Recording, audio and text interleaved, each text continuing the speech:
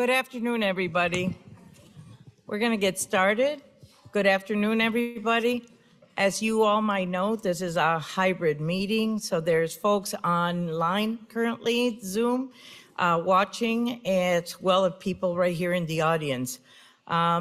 We are going to take questions at the end. I will be monitoring questions that get placed in the dialogue part of the Zoom. We're not using the chat, has been disabled, and it's not used during these grand rounds. And then we will be answering questions here live. I want to welcome you to the last DICE grand round of the year. I don't know that if all of you know that we are usually dedicate anywhere from 4 to 5 grand rounds a year to diversity, inclusion, culture and equity issues of social justice, and this is one of those. I am really, really proud to present this group today. I've been watching them grow over the years. SRCD, Strong Recovery, is an amazing place. It's a community of itself, and they do incredible things for their staff and for their patients to address wellness as well as diversity, and really do some really creative things. We think this is a special moment for them to kind of highlight what they've done and to have the rest of us take heed and see if we can do better. Okay, with that said, I'm going to introduce you to the Medical Director of Strong Recovery, Dr. Myra Mathis, and she will do the introductions for the group. Thank you.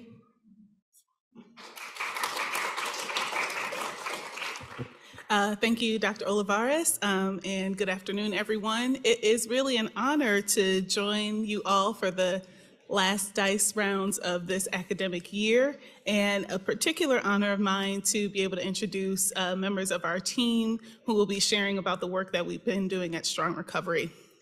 As some sort of framing and introductory comments, I want us to think a little bit about different ideas and definitions for things like diversity. And diversity usually means the representation in numbers of various groups from different identities. And then inclusion is not just how many of those folks are in the room, but as the saying goes, it's not just being invited to the party, but it's being asked to dance. So how are we included in that environment? And then I want us to take a little bit of step beyond just inclusion to think about belonging. According to the Cambridge Dictionary, belonging is a feeling of being happy or comfortable as a part of a particular group and having a good relationship with other members of the group because they welcome you and accept you as you are. And it even goes on to say that a sense of belonging is one of humanity's most basic needs. And so as we think about ways that we celebrate and honor the uniqueness of individuals from various identities and backgrounds, I want us to hold in mind this idea of belonging as being one of humanity's basic needs, and that feeling a sense of belonging in our workplace is essential to being able to thrive in our workplace, to bring our best selves, to have good relationships with all of the members that make up the team that we are so privileged to work with each day.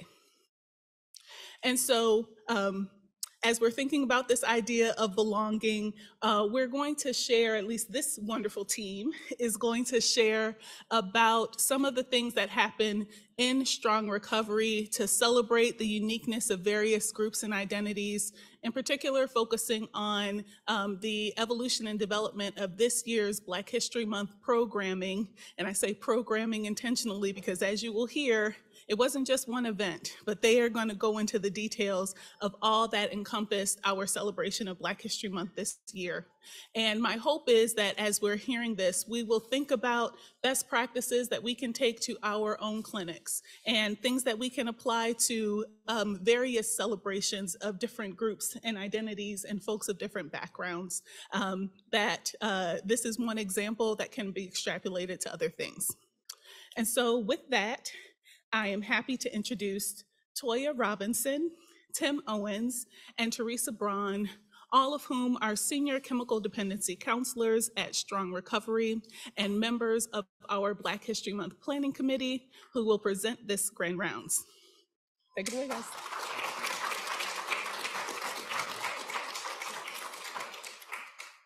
Hello and good afternoon. So I hear there's some slides I have to show just for legal purposes. So you take a glance. We'll move forward with the good stuff.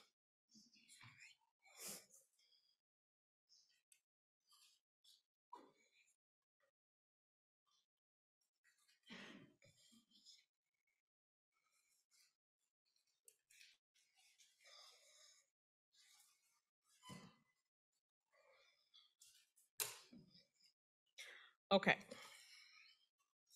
So at Strong Recovery, we are a very diverse population of people. We come from different ethnic and cultural backgrounds, a lot of different spirituality beliefs and things of that nature. What I will say is that we've always been very supported by our leadership to bring forth these types of presentations. And our current leadership, you can see on the board, it's Itza Morales, Dr. Myra Mathis, and Julie Actel. And so when we decided to do this year's Black History Celebration, there wasn't a doubt. We were given the go-ahead to do that and given all the clearance we needed. Nothing was turned down, nothing was a maybe or a no. We were very much supported by our leadership team. So the first Black History Month celebration occurred in 2021, right in the middle of COVID. And I remember having just a thought about what we could do to have some fun in the office. And I sent a message, I think, to Julie, who okayed it with Patrick. Patrick was very approving of us putting together something to celebrate Black history. And so initially we would only celebrate for about a week. We would do, games. I would do some trivia via email. We would have a couple little prizes here or there. We did Black History Bingo. I think one of our most memorable was Black History Jeopardy. And Patrick was our game show host. It was on Zoom. It was about 40 or more employees. It got very chaotic, but it was fun. We have a competitive spirit at Strong Recovery, but somebody had to lose. And so, we had a really good time just learning about Black history and figuring out, what we can do to support the culture and support the people around us wanting to know more. We always end our Black history with a feast, and you'll hear more about that later. And so after our first two Black History celebrations, we talked to staff about what they would want to see in future presentations. And so one of the things that we talked about was they wanted more. They wanted more than just a week celebration. They wanted to be able to learn more and to do more in regards to celebrating Black history. Staff also wanted to learn more about the African American culture itself, so they can have a better understanding of our patients, our population, just what people experience in their lives. Another piece of feedback was the staff wanted to be a part of the celebration. So they wanted to take it from just being a 1 or 2 person job to something that everybody could take part in and provide feedback and provide support.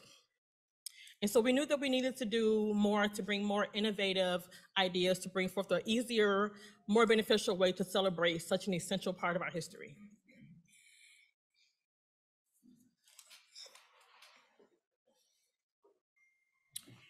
So for the 2023 Black History Month celebration, us, our leadership and staff envisioned a bigger, bolder, and more multifaceted approach. A BHMC 2023 leadership team was chosen and commissioned to take our traditional Black History Month celebration at SR to a new level. The team was challenged to be bolder, more creative, and to take the celebration from 1 week in duration to a month-long celebration, infusing the month of February with Black history and Afrocentricity for the entire 28 days. So the new leadership team, consisting of Toya Robinson, and by the way, can I just say she is like the backbone of this whole process, the face of, as a matter of fact, can we give her a hand? This wouldn't be happening without her. She's throwing darts at me with her eyes because we didn't plan that. But Toya Robinson was the leader of it. Shakiva Miller played a critical and vital role. She couldn't be with us today.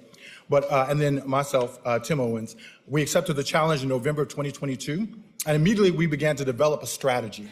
The first step would be to enlist help from others at Strong Recovery who were already passionate and interested in helping, but who had not yet been offered the opportunity to do so.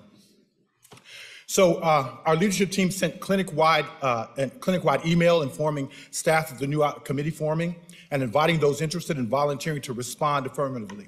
For the first time, people who identified as African American, as well as people who identified as allies to the Black community, were offered the opportunity to participate. Over 20 people responded, indicating their interest. And an interest meeting was scheduled to share the new vision and to ask for actual commitments to engage. We wanted people to actually commit. We didn't want them to just kind of sit on the committee. And they stepped up. So the next step in the process was to develop subcommittees within the committee. At the initial meeting, ideas and a potential theme for the 2023 was brainstormed and discussed. After the initial meeting, the leadership team met and discussed subcommittees, potential subcommittees, subcommittee leaders, and specific themes for the subcommittees. It was decided that the celebration would not only be about past history, but also about the individuals and groups who are presently creating history. So potential subcommittee leaders were approached and confirmed individually. Resources and expectations for the subcommittee were shared and agreed upon. A final list of subcommittees included art and music, Black businesses, education, celebration of Black women, Black people, and positive personal relationships. And So this is a really nice overview of all of the activities we were able to establish within Strong Recovery to specifically celebrate Black History Month. We're going to go through each one kind of briefly, and then we provide a couple examples of what exactly we sent out to the clinic to see on their end via email, in person, and we also have a little hands-on activity for everyone who's attending in person and virtually. So every day, Nicole Gross, someone who works at Strong Recovery, sent out an email recognizing Black women. These emails consisted of leaders, educators, entrepreneurs, artists, just really ways that these Black women have influenced our lives in providing a positive impact.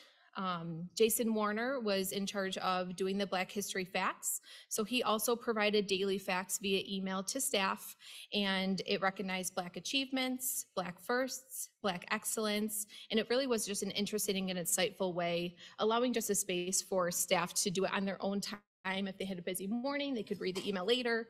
Again, just trying to reach everyone within Strong Recovery with the facts. Weekly, we had a Black artist and music exhibit. So we had a room set up specifically from 7 a.m. to 3 p.m., allowing it was a PowerPoint, self-guided, where you kind of went through on your own time, learning about an artist or a musician and recognizing their work and their contribution to Black history, really receiving their message in an insightful way and providing a space for them to reflect. Also weekly, we had part of our committee team interview local Black businesses. So this was a cool opportunity where they went one-on-one with some local Black entrepreneurs, doing almost like a FaceTime video, and the videos were sent over email so we could learn about the Black business in the community, understand their resources better to provide to our patients and community, recognizing any challenges they may have faced while establishing their business, as well as their accomplishments and successes through the development. We held a Black History Month t-shirt design. So we requested staff to outline a t-shirt that they would like to see represented amongst staff for Black History Month. Participants submitted their designs, the committee reviewed them and voted on the winning design, which we'll see in just a little bit. And staff within Strong Recovery purchased over 50 shirts from a local Black entrepreneur. Also, we did history of diversity, equity, and inclusion. We had a nursing presentation. So someone came into Strong Recovery, it was outlined on a specific day and time. Staff were aware to block schedules if needed, making sure we're not interfering with patient care. And the overview was really great of recognizing Black women in the field of nursing, and it even dated back to before the War of Independence. And then we also had a spoken word presentation, which was incredible. A local Black spoken word artist presented at Strong Recovery. It was entertaining, it was inspiring, and it really just set the whole kind of mood for the Black History Month. It was absolutely lovely, which we'll talk about a little bit further. Tim Owens did a one-on-one video interviewing staff of Strong Recovery and really showcasing positive influences that staff have had with Black women, Black men, all in general, kind of learning about how they have really impacted and shaped our lives and getting a better understanding of a foundation. Also providing an opportunity to counter the negative stigmatizing misinformation out there in mass media, and just providing a space for ongoing learning. We did a book club. So book club could consist of reading the book or watching the movie. We read or watched The Immortal Life of Henrietta Lacks. And of course, we continued having a feast, which was prepared and served by a local Black artist or local Black catering business, and we did not go hungry.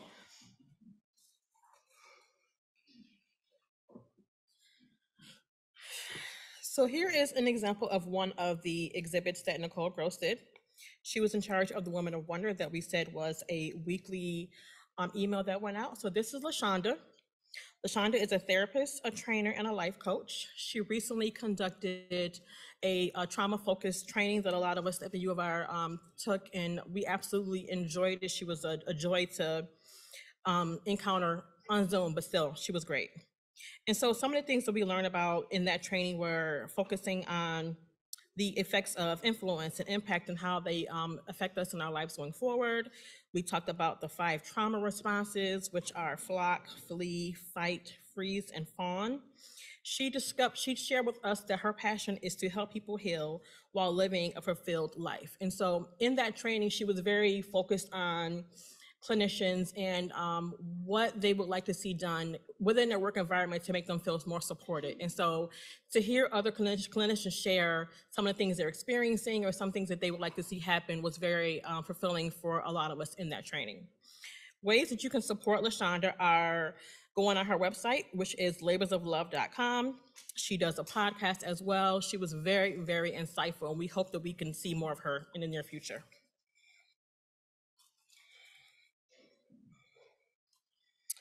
This next one is one of my favorites. This is Teresa Braun.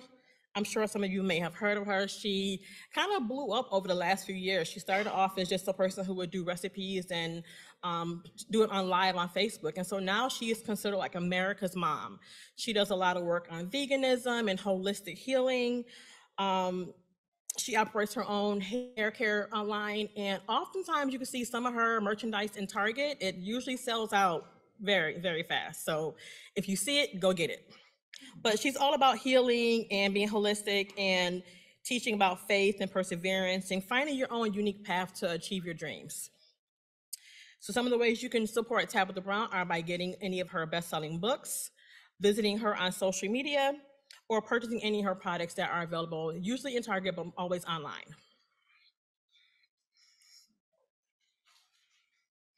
The next Woman of Wonder we talked about was Danielle Ponder. So Danielle Ponder is born and raised in Rochester. She was a public defender before she traded in that very enjoyable job, she says, to follow her dreams. She is now a singer and a songwriter. If you haven't experienced her, you are missing out. She has done shows here locally. She's also traveled to Africa, Asia, Europe, and she just talks about taking the leap. You know, she got into law enforcement as a public defender because of some things that happened within her family, but music was always in her heart. And so leaving that field to follow her dream was huge for her, and she's been a complete success ever since. You can support her on social media and her website, and also look to see if there's any shows coming anywhere near you sometime soon. She is amazing, an amazing artist. And lastly, we have Amanda Gorman. So many of you may remember her from doing the poetry for the inauguration of Joe Biden back in 2021. Amanda is the youngest person to ever have held that honor. She is a writer for the New York Times. She travels all over the world. She is a graduate of Harvard with a degree in sociology, and her work focuses on oppression, feminism, and marginalizations. You can also support Amanda by visiting her website and buying any of her upcoming free books that are soon to hit the stores. Some of the Black history facts that Jason shared with us are here. Here we have Beatrice Howard, who was the first African-American woman to graduate from University of Rochester in 1931. And I do want to point out that was 40 years after the first African-American male graduated from University of Rochester. Here is Marjorie Stewart Joyner. She was a Chicago activist, community leader, philanthropist, and hair salon executive. She holds a patent for the hair wave machine. She also helped write a lot of the laws for the Illinois School of Beauty, and she was very close to Madam C.J. Walker. Sarah Elizabeth Good was one of the first African-American women to obtain a patent in the United States government in 1885. She was granted that patent. What she invented was a cabinet bed. So what we know now is that is something that goes in your bed that kind of is used to provide you more space. And so who knew we would have needed that all those years ago? But Sarah Elizabeth Good was the founder and creator of that.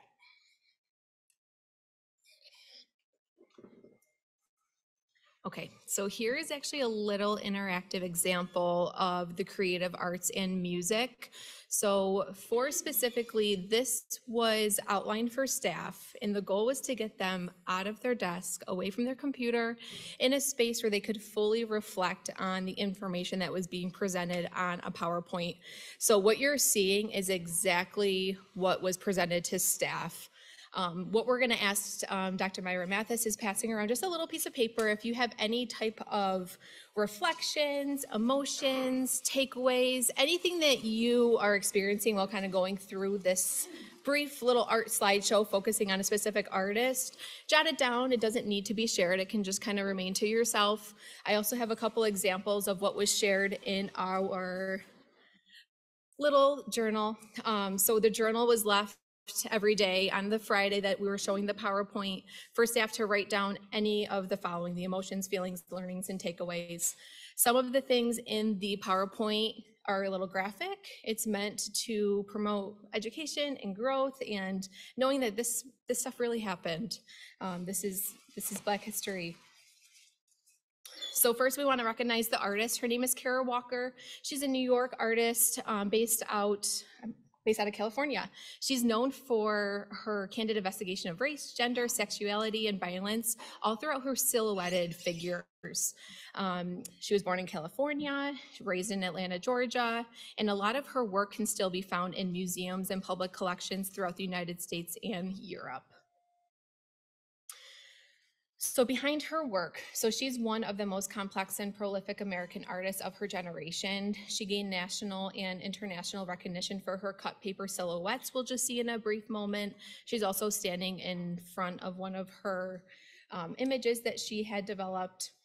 Her drawing, painting, text, shadow, puppetry, film is all used to explain the history that Black women and males have faced, kind of allowing the viewers to take the simplicity of silhouettes and convey it with so much information with just the images.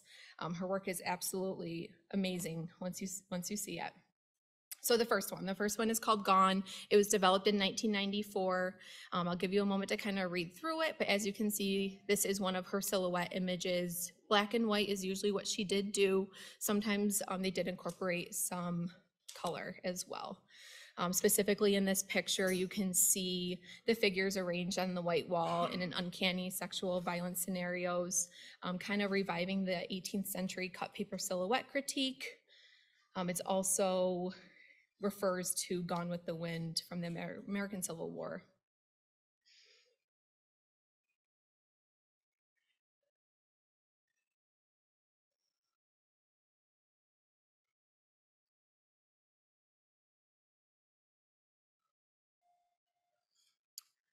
The next one, she developed a sugar baby. So this very big sculpture made out of sugar. It's a 70-foot long sphinx-like woman coated in sugar lying in a sexually charged pose with her breasts and genitalia exposed, of a stereotypical mammy character. The work was surrounded by 13 blackamoors, many crafted with molasses-covered resin. The powerful installation a tribute to the unpaid and badly treated sugar workers of the past. Commissioned by Creative Time and attracted over 130,000 visitors to this exhibit. I'll take you a moment to just kind of take it in for a moment.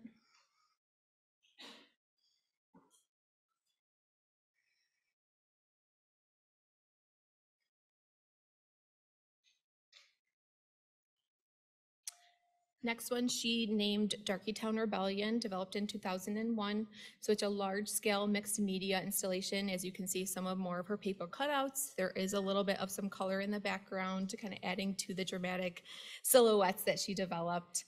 A framed landscape that paints a wall projection. It depicts a violent rebellion in which a group of enslaved people attempt to overthrow their enslavers. Scenes of rationalized violence are common in Walker's work, which focuses on the antebellum period of the US history and uses the form of, again, the silhouette to question our assumptions of how skin color affects how one looks or acts.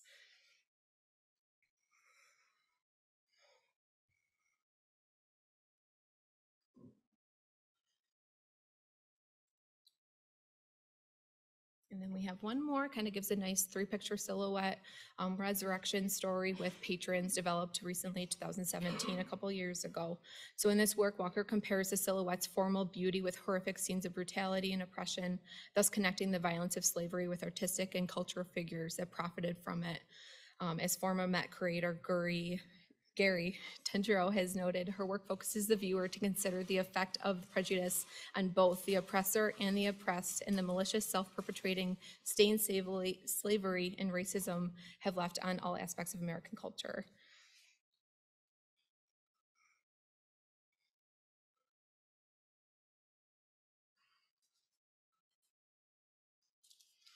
So this was kind of at the end of the slide, allowing a space for reflection. I did put some of the quotes on there that were put in the book. We had so many nice reflections and learning opportunities through the journal, which I think was great. If anybody wants to share, that would be great. If not, we can read some of what people have shared with us here at Strong Recovery after reviewing the PowerPoint.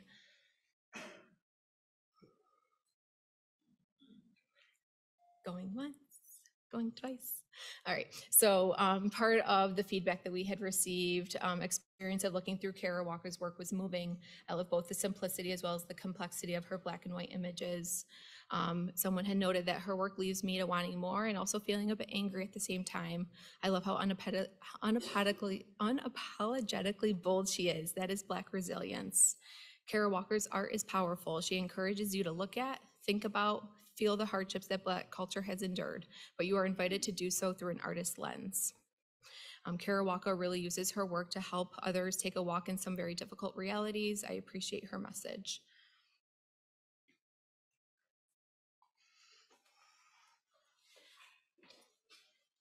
So one of our subcommittees went out and interviewed Black businesses, and so here are 3 that we just noted today. So the first one is an apparel company called Whatever Fam, and it's owned by Ronnie Davis. He was also the one who used the image of the t-shirts that we had the contest for and was able to get it on our shirts. So that's what we supported for our t-shirt sale. So one of the things that Ronnie talked about in his interview was how he often doesn't feel supported by his own, and how his own, they don't come in to support him, they don't come in to buy products for him, and a lot of his customers are other than African American, which he finds kind of disheartening. He is also very into kids. So he's starting another business called Rochester Kids, where he focuses on trying to mitigate and decrease the violence that is happening in the Rochester area right now. He has a passion for linking with the youth and giving them the skills that he has in like the t-shirt making business so that they can feel productive and fulfilled and have something to do rather than turn to the streets. The second business was the A&B Juice Lab, which is over in the Winton Road area. And so Ashley, the owner, is also a registered nurse. And in her interview, she talked a lot about being very focused on health. And she was saying that she's a nurse first. So she is about promoting health and wellness. In her store, you can find all kinds of smoothies, shakes, sea moss, which is very popular right now. And she's also doing a lot of wellness shots and detox and cleanses. Her store is also family run, so you'll oftentimes see her kids in the store or other family members just kind of hanging out and helping out and answering questions about the business. The last one is Rock the Peace. And so Rock the Peace came over to Strong Recovery with about 4 of their employees and just kind of sat down and had a question and answer session. And what they talked about is how they can combat the violence that is happening in the Rochester area right now, how they seek to serve the youth and give them other things to do as opposed to being in the streets and seeking for, love in the wrong places. They talked about trying to combat the gang violence and things that are just not happening well in the city. They were very insightful when they were there. They've come back more than once just to share what they do and try to promote their business as much as they possibly can, just because we know that in Rochester currently there is a wave of violence and car thefts, and those are babies. They're 12, they're 13 and 14 years old. And so Rock the Peace's goal is to get those kids, get them back in line, get them in school, get them in classes, and do something different. This was a t-shirt that won the t-shirt contest. Nicole Gross won the design. And so if you look closely, you can see that those 3 fists that are often represented for the Black culture are made up of actual people from history. So you can see there's Harriet Tubman, Frederick Douglass, the word growth, Rosa Parks, resist, justice, just a bunch of words put together to form that iconic fist symbol that we know very well.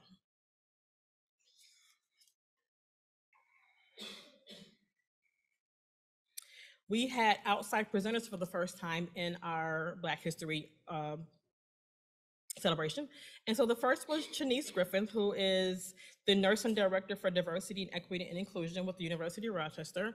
She came over and she gave us a brief history on nursing and what it looked like many, many years ago, and how although there were many nurses who were African American, they weren't taken serious and no one wanted their care despite their knowledge being the same as others because of the color of their skin. She also gave us a brief overview of microaggressions and how we can all be better in the words that we say and how we unintentionally sometimes say things that are hurtful to others and how we can do better with that. Next to her in the picture is a guy named Shaq. Shaq works at the lab in Rochester. He came over and did 3 spoken word pieces about racial injustice and Black history. It was very, very enlightening. It was the first time a lot of people had the chance to see a spoken word artist. And so if you've never seen it, I implore you to definitely look up an artist and see the difference a spoken word artist gives that is contrast to what a usual poet does. They're very different, but very enlightening in the same sense.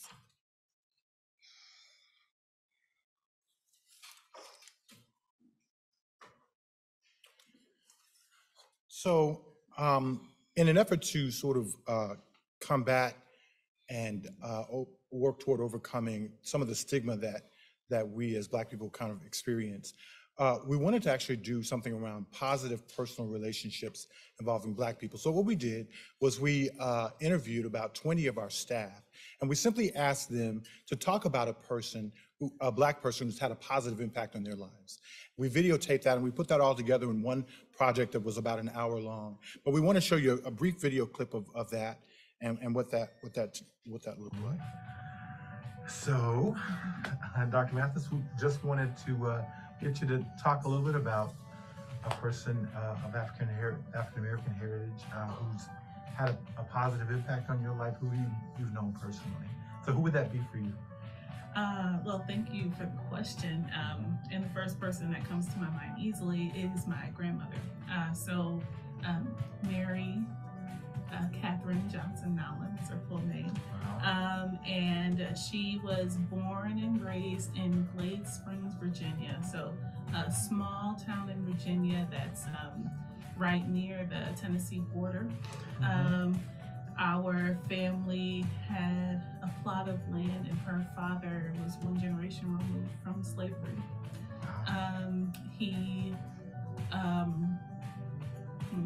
So I was privileged to get to know my great-grandfather and for him to be living until I was in college. And the family's plot of land, he was a deacon in his church, and he actually bought the land on which the church was built. And now one of my grandmother's nephews and my first or second cousin, however that goes. He is the pastor of the church that my great grandfather helped build. Wow. Anyway, but to my grandmother's story. So, born and raised in Glade Spring, Virginia, and during what many consider the Great Migration of the 1950s, where a lot of Southern Black and African American individuals moved up north for more opportunities, to escape Jim Crow racism. My grandma also moved up here to Rochester, New York. And some of it was in the love story of that she moved up here with my grandfather, as they were both from Virginia. And his mother and sisters had moved up to Rochester, New York. Okay. So that's how at least my mom's side of the family settled here.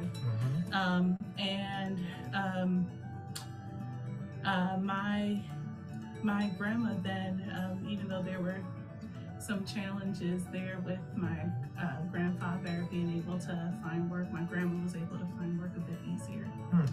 And essentially raised 6 children in the projects on the east side of Rochester that's known as Hanover houses. Wow. Hanover houses for Black families on the east side of Rochester is like a really known place, and the majority of Black families from that generation either lived there or like knew someone who lived there. So there are just multiple families that kind of know each other, and multiple generations that have kind of grown up with extra aunties and uncles. Yeah. So my grandma, raising 6 kids, also then became the secretary for her church, which is a historically Black church in the city, and one of the churches that kind of helped to build and foster multiple other churches in the area. Okay. She was the church secretary for 60 years. So she survived many a pastor and leader, and she's definitely like the sort of the church historian. She held all the secrets. She knew where everything, where all the bodies were buried, so to speak. Literally and literally and figuratively. But you know, in just thinking about her life and her legacy and how it's interwoven even with different phases of history, right? So the things that she lived through in American history, from being 2 generations removed from slavery to seeing America elect its first Black president. You know, I so value her life and her legacy. And at 92 years old, she is still with us. Oh my God. Which is such a gift to me,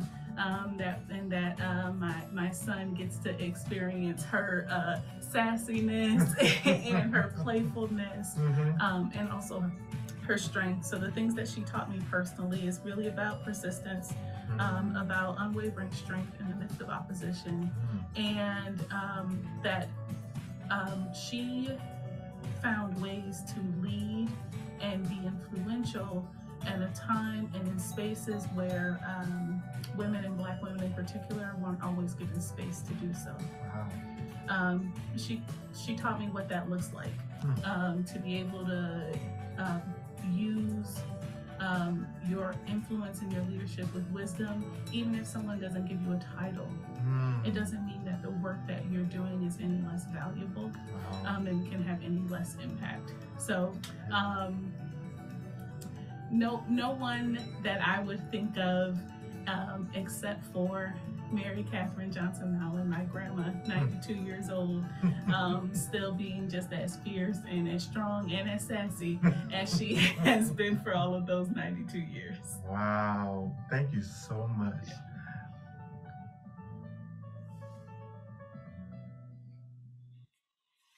So that was a project that we did. It was part of what we had going. So also we wanted to mention again the book and movie club, talking about the immortal life of Henrietta Lacks, who her cells, if you're not familiar with the story, her cells were used without her being told or asked, and have been used in research, and have had help with breakthroughs in vaccines and cancer research, et cetera. So our book and movie club talked about her and discussed. So we've talked about the Soul Food Feast, enough said. We love to eat, and it's a lot of fun. Just want to, in wrapping things up, talk about bright spots for the celebration. Of course, the artistic presentations that Teresa talked about, promoting Black businesses, daily Black history facts, Black Women of Wonder features, the video interviews we just saw, DEI history of Black people in nursing, spoken word presentation, Black history inspired feast, and of course the T-shirt design. Just want to give you a few thoughts as we close about thoughts of ideas for next year, what we're considering. We're considering ways to not just have the celebration of Black people and Afrocentricity begin and end in the month of February, but to see it as a starting point or jumping off point for observing, honoring, celebrating the impact of Black history and Black people throughout the year. We're also considering ways to address deeper, more nuanced issues and challenges faced by Black people and our allies. We also want to look at finding ways to support other diverse constituencies like LGBTQ, Jewish community, the Latinx community, and others who have traditionally been disenfranchised. And finally, of course, in 2023, we did Black women as sort of a focal point. We want to focus more on Black men in 2024, looking for ways to better understand and celebrate them. So that's our presentation. We'll entertain any questions that you might have going forward.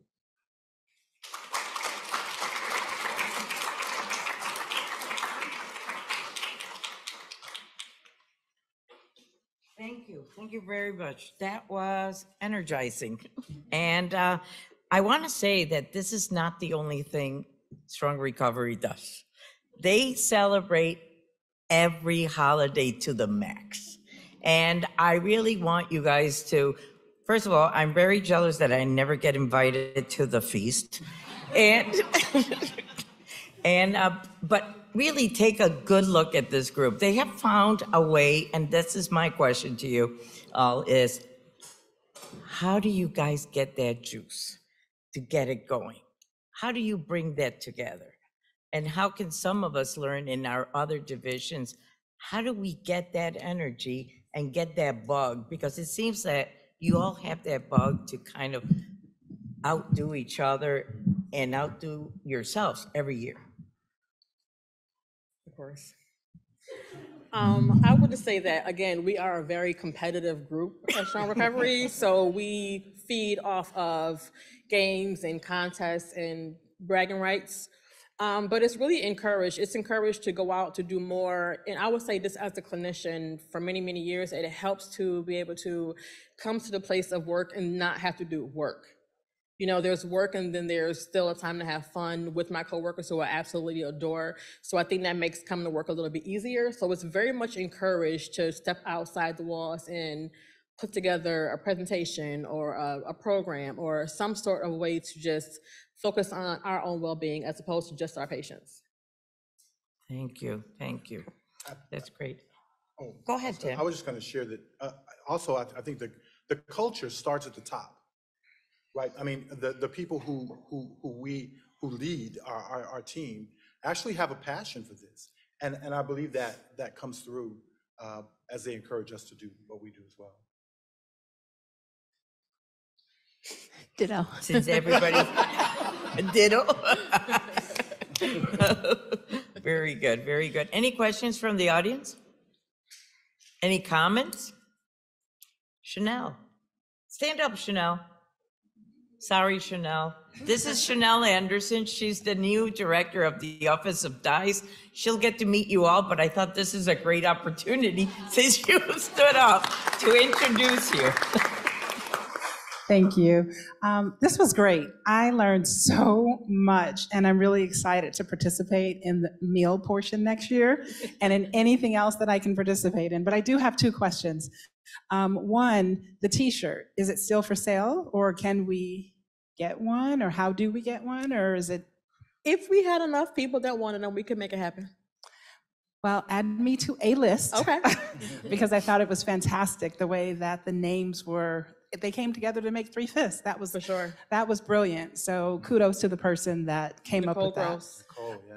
And my other question is about the budget. I came a few minutes late, so I wasn't sure if you guys spoke to the budget.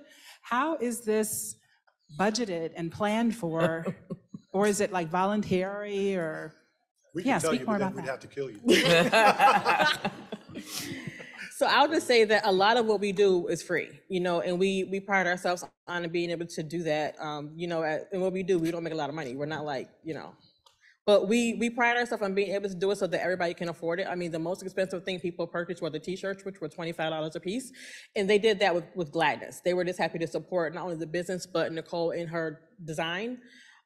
So in regards to budget questions, you would have to, you know, resort to Dr. Mathis here. Are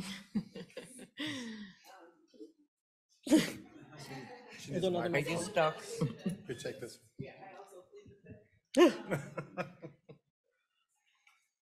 So, and you all can correct me if I'm wrong, I think the only thing that we supported from a clinic perspective was actually the catering of the meal and the feast. All of the other participants were volunteers. Even our spoken word artist who came in locally volunteered his time to present that. And so we are mindful to try and maintain some funds allocated towards supporting these events throughout the year. Pride Month, Hispanic Heritage Month, particularly when it comes to food, because we know how much food brings people together and allows people to engage in learning and sharing. So we do our best to maintain something on the side to be able to support that. I'll just add something to the budget responses, that any area in the department that wants to have these kinds of celebrations that's tied to just, you know, celebrating cultures, that we can certainly, as a department, partner with them to figure out how that can happen. So we can certainly help areas figure out how to do that, including some support from the department. But I have a comment and a question. The comment was, I really love how you incorporated local businesses, not only just awareness about them, right? Teaching people what these businesses are that are local and what they do, but you also, through the activities, supported them. So I think that just absolutely love, you know, that part of it. And I think my question was answered earlier. So the design on the t-shirt did Nicole design that herself? Yes. Mm-hmm. Nicole sketched that out on a piece of paper, and we were able to get it put on a t-shirt. Wow, that's awesome. All right, thanks. Any other comments or questions before we end? Oh, Charles.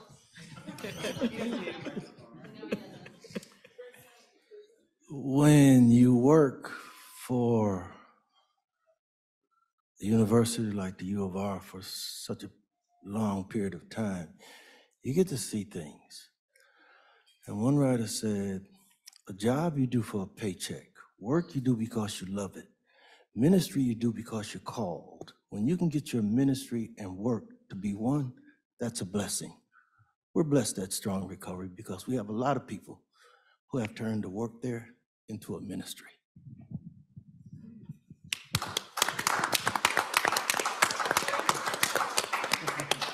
Well said, well said. Somebody else had a comment. Myra? Oh, yes.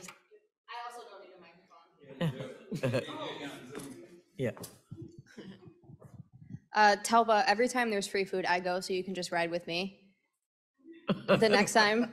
But it's really nice to be involved in a place that I feel like a lot of the times when we hear diversity, we sort of end up hearing that sort of tokenism or that patronizing tokenism, sort of commodified diversity. So it's really nice to work in a place that has never been patronizing, has always been extraordinarily humble and genuine in the way that it presents these opportunities for learning and for intrapersonal, intracultural communication and collaboration. And food is, I think, literally the best way to get to know someone's culture. And let's keep doing that. The food. Yeah, the food. The food. Thank you. Myra has a last comment here. sort of comment and, well, more so question for the team.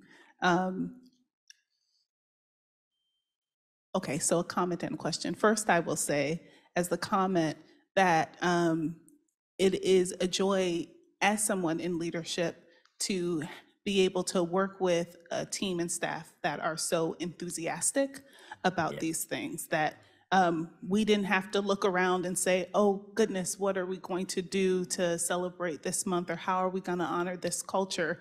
You all came to us and said, well, here's how we want to get started. So I really just want to recognize the initiative on the part of staff members, and that because of that, as Toya said, you sort of set the pace that has created this culture and environment where everyone wants to jump in, rather than us kind of having to look around and pull teeth and figure out who it's going to be. And that the work is shared. I just want to acknowledge that the labor is shared across many different groups of people. Not one person is tasked to celebrate and honor every culture, but we sort of pass the baton from one group to the next, and individuals play supporting roles when they may not be the leader for that month or that group or that celebration. So that's one comment. The question is then, what does it look like to have,